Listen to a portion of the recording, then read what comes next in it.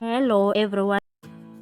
The family of Senzo Meyiwa, the football star, is not shocked nor surprised by the allegations leveled against the football star. Sfiso Meyiwa spoke to Sunday World and said, "We are not surprised by Tumelo Madlala's revelation because it's the truth. Senzo actually loved women." These allegations were brought up by advocate Tobane that Senzo had a sexual relationship with both Zandile and Kelly Kumalo is very much possible. Unfortunately, through his involvement with the Kumalo sisters, he met his demise, and also commented about Tumelo Madlala, who was friends with Senzo Meyiwa at that time. He said Tumelo betrayed his family. He said Tumelo's evidence is totally different from what he told us as the family.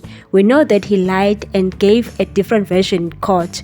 There's too many contradictions in his second version, unlike the first version. This is the worst betrayal from someone who claimed to be Senzo's friend, but we are also not surprised because he has distanced himself from us. Despite all of this, we will not lose the hope. We are also not expecting those who were inside the house to tell the truth, but the neighbors. I still emphasize that the 5 men in the dock are not the culprits. Advocate Tobane threatened the witness, which is Tumelo Madlala, and said that witness will come and tell the court that Kelly instructed Zandi to guard Senzo while she was busy with her music career. And the same witness will come and tell the court that Senzo was complaining about the way Kelly was doing things. The witness will testify that Senzo ended up having a relationship with Zandi. He had a sexual relationship with Zandi because Kelly was always away for longer periods. Sfiso Meyiwa also shared details about Advocate Tifo's downfall, him being struck off the lawyer's role.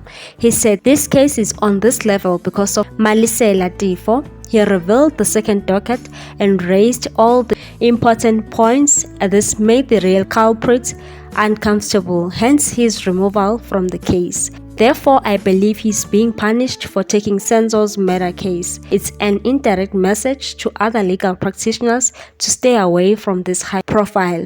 He also spoke to Tifo after he was struck off the role.